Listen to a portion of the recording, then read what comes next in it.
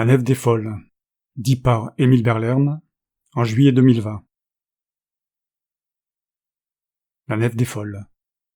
D'après le titre du livre de Sébastien Brandt, édité en 1494, donc 39 ans après la Bible.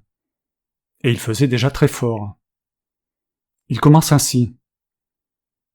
Le livre est partout répandu, et tant décrit pour le salut.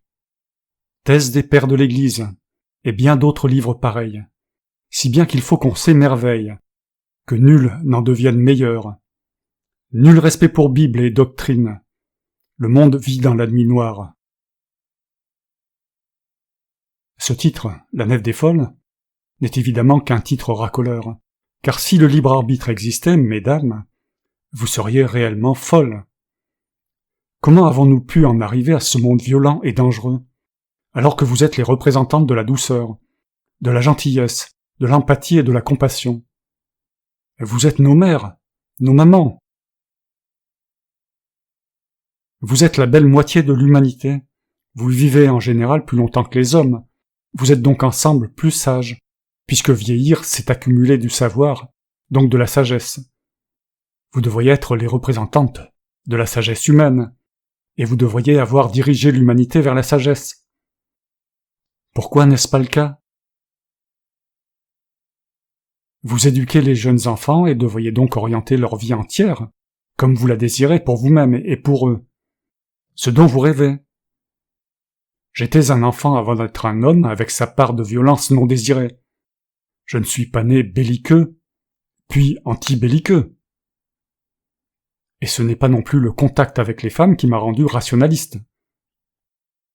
C'est pourtant votre folie qui m'a fait penser à écrire l'argument fondamental contre la peine de mort, qui m'a fait également proposer un droit de la personne handicapée, et surtout cette notion d'innocence d'exister.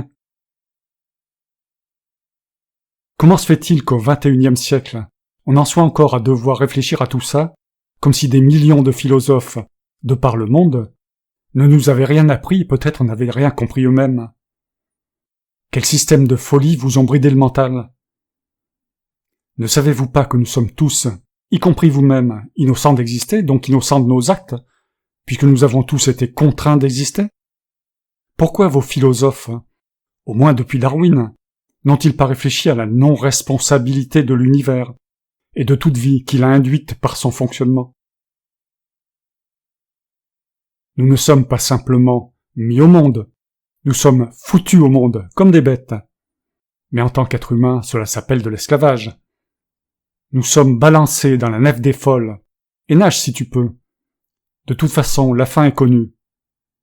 Rien que cela devrait nous faire envisager l'autre comme un copain de mauvais sort, et nous pousser à une véritable camaraderie dans l'infortune d'exister. Mais même pas. Notre mère nous jette dans la gadoue, pour être poli. Et galère, bambin. Tu ne peux que nager quand l'eau gronde sous la nef polluée. Nous, humains, devrions être gentiment invités sur le paradis terrestre, et nous en aller discrètement.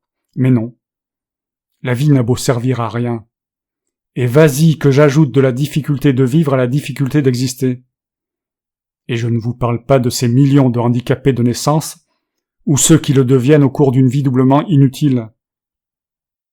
Comment les accueillez-vous, ces dommages collatéraux de l'inutile guerre de la vie contre la vie? Comment peut-on compenser cette avalanche de douleur sans raison?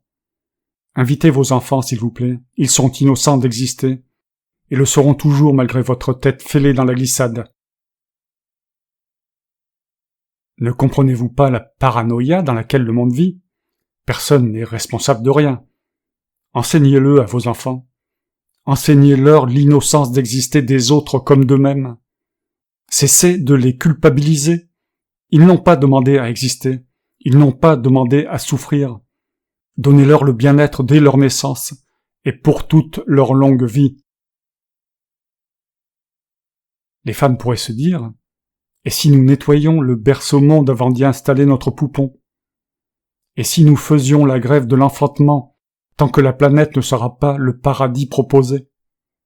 Et si nous faisions juste le nombre d'enfants minimum pour éviter la souffrance des personnes? Et tant que nous avons peur de l'autre, Pourquoi faire tant d'autres? Alors, mesdames, pourquoi nous embarquez-vous dans votre galère terre, la nef des folles et des fous? La terre est ronde. L'humanité, c'est Ouroboros, le serpent de la mythologie qui se mord la queue. Elle s'est répandue sur toute la planète, et pour survivre, elle doit détruire les autres ou en faire des esclaves, la queue de l'humanité. Depuis longtemps déjà, l'esclavage est monétaire. L'argent est un féroce colonisateur. Et nous le laissons faire. Il devrait nous servir. Mais le système se sert de nous. L'addiction à l'argent est une maladie mortelle.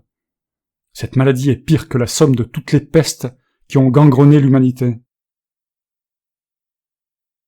Le serpent humain Ouroboros a achevé son tour du monde. Il se mange la queue. Cela fait 40 000 ans déjà, et 100 milliards de morts pour rien qu'un mauvais spectacle, un véritable cauchemar. Nous sommes pourtant tous innocents d'exister, puisque nous avons été contraints d'exister. Mais au lieu de nous servir de cette innocence de l'autre, nous préférons le culpabiliser. Drôle d'engeance cette humanité Ouroboros. Comprenez. Prenez votre temps à la réflexion, mais pas trop. Fin, Émile Berlerme.